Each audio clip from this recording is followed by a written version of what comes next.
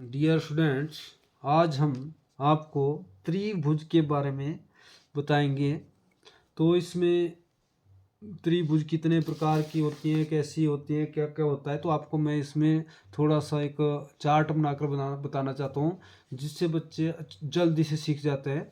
तो देखो, सबसे पहले आपके पास आ गई त्रिभुज। त्रिभुज त्रिभुज का मतलब हो गया तीन सररेखाओं से घिरी आकृति को त्रिभुज कहते हैं, या तीन भुजाओं से घिरी हुई आकृति को त्रिभुज कहते हैं। ये त्रिभुज कैसी भी हो सकती है, ये आपकी ऐसे भी हो सकती है, ऐसी भी हो सकती है, ये दो भुजाएं बराबर भी हो सकती हैं, इसकी आपके इस तरह भी हो सकती है। ये त्रिभुजें कैसी भी हो सकती है, परंतु तीन भुजाएं होनी चाहिए आपके पास, तो उसे त्रिभुज कहते हैं। अब त्रिभुज के कितने भेद होते हैं, तो त्रिभुज के आपके दो भेद होते हैं। एक मान लो इस तरफ कर दिया मैंने, एक इस तरफ, 1 नंबर और 2 नंबर। इसमें आपने बिल्कुल ढंग से समझना है।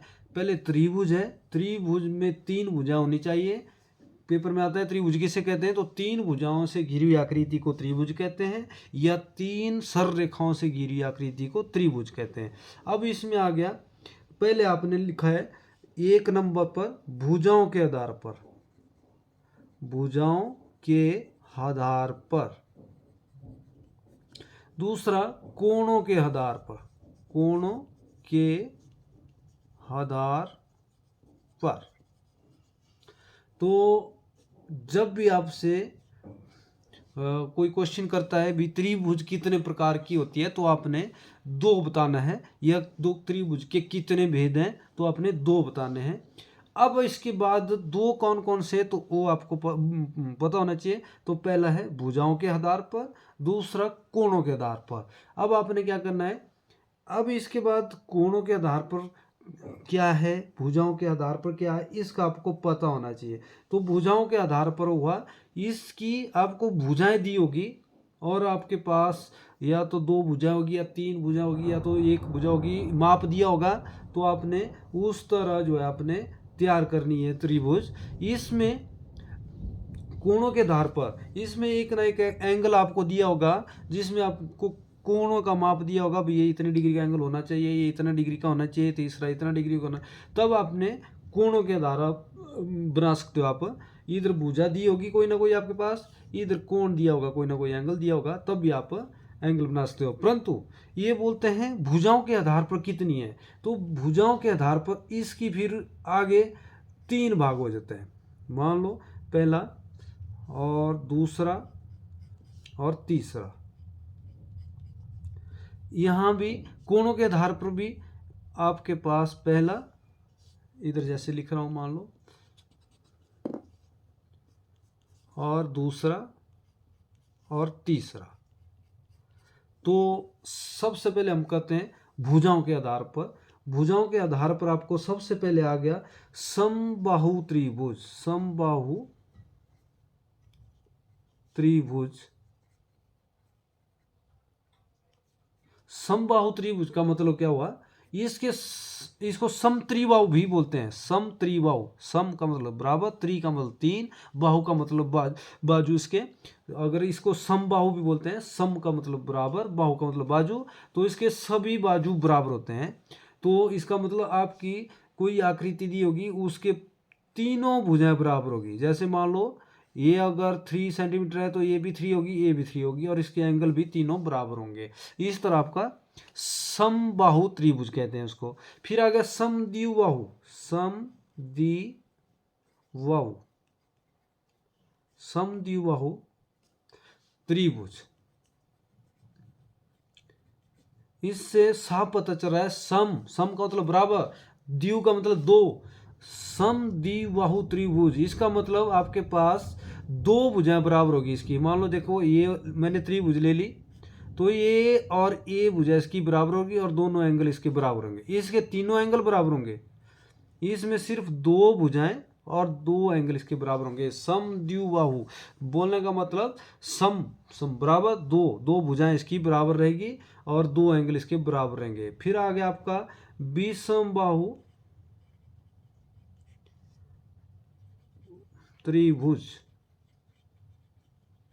इससे साफ पता चल रहा है विषम का मतलब विष, जैसे विष हो गया जहर की तरह, इसकी सभी भुजाएं अपनी अपनी तरह, कोई बड़ी हो सकती है कोई छोटी हो सकती है।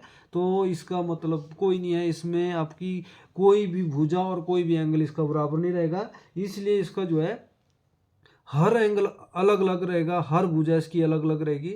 इसका एंगल मान लो ये 42 है तो ये कुछ और होगा, ये कुछ और होगा। तो इस तरह भुजा भी इसकी ये छोटी है तो ये थोड़ी बड़ी होगी, ये थोड़ी और बड़ी हो जाएगी। तो इसमें विषम बाहु का मतलब हो गया इसमें कोई भी भुजा और कोई भी कोण आपका बराबर नहीं होता है। अब ये तीन आपको अगर भुजाओं के आधार पर आपको पूछेंगे तो आपने भुजाओं के आधार पर तीन आपकी आकृति होती है, समबाहु त्रिभुज, समद्विबाहु त्रिभुज और विषमबाहु त्रिभुज। अब आ गया आपका कोणों के आधार पर। अब आपने कोणों के आधार पर लिखना है पहले न्यून कोण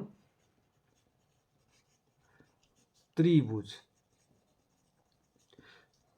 इसका मतलब क्या हुआ, न्यून कोण का त्रिभुज का मतलब क्या हुआ, इसमें जो है सभी कोण जो त्रिभुज आप बनाएंगे, मान लो ये बना ली मैंने त्रिभुज, तो इसका मतलब हुआ ये सभी कोण 90 डिग्री से कम होने चाहिए। न्यून कोण त्रिभुज, न्यून कोण होगा छोटे कोण। तो छोटे कोण क्या होता है, न्यून कोण का क्या मतलब हुआ, 90 डिग्री से जो कम होता है वो जो है न्यून कोण कहलाता है। तो परंतु अब त्रिभुज साथ में जुड़ गया है तो तीनों कोण जो है 90 डिग्री से कम होने चाहिए। फिर आ गया आपका समकोण, समकोण त्रिभुज। अब आपने क्या करना है बेटे या बच्चों, जो भी इस को सीखना चाहता है वो आप इस ढंग से माध्यम से मेरे सीख सकते हो। समकोण का, सम का मतलब बराबर, कोण का मतलब दोनों तरफ। ये जो है 90 डिग्री पर एक लाइन होगी आपके, देखो ये 90 डिग्री पर लाइन होगी, ये आपका इस तरफ भी 90 बनाती है तो इस तरफ भी। तो इस तरफ इसका एक कोण 90 डिग्री का हो उससे हम समकोण कहते हैं। जिस आकृति का या जिस त्रिभुज का एक कोण 90 डिग्री का होना चाहिए या होगा तो उससे हम समकोण त्रिभुज कहते हैं। एक कोण इसका 90 डिग्री का होना चाहिए। अब अधिक कोण त्रिभुज, इसका मतलब साफ पता चल रहा है। इससे अधिक कोण का मतलब हुआ इससे जो आपका ये कोण आपका 90 डिग्री से अधिक होना चाहिए। जैसे मान लो ये कोण आपका हो गया तो ये आपका ये कोण इसका 90 डिग्री से ज़्यादा होना चाहिए, उसे हम अधिक कोण कहते हैं या अधिक कोण त्रिभुज कहते हैं। इसलिए अधिक कोण त्रिभुज की डेफिनेशन जब आएगी तो एक इसका कोण जो है 90 डिग्री से ज़्यादा होना चाहिए, तब ये आपको अधिक कोण त्रिभुज बोल सकते हैं इसको। इस तरह आपने बिल्कुल इसी तरह आपने याद करेंगे इसको तो आपको पता होना चाहिए त्रिभुज कितने भेद हैं या त्रिभुज कितने प्रकार की होती है। तो आपने दो बोलना है भुजाओं के आधार पर, एक मैंने इधर लिखा एक इधर, दो प्रकार की होती हैं या दो भुजा, ये आपके त्रिभुज के कितने भेद हैं तो आपने दो लिखना है, एक भुजाओं के आधार पर एक कोणों के आधार पर।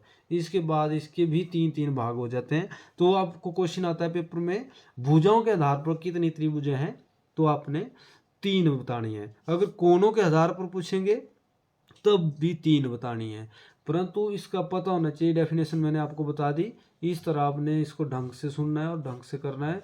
आप बिल्कुल ये आपको 7th से शुरू हो जाएंगे और आपको 8th तक, 9th में, 10th में ये सारे क्वेश्चन इसी से बनते हैं। त्रिभुज की परिभाषा अगर आपको आती है तो आप इनको बिल्कुल आराम से इन क्वेश्चनों को कर सकते हो। Thank you.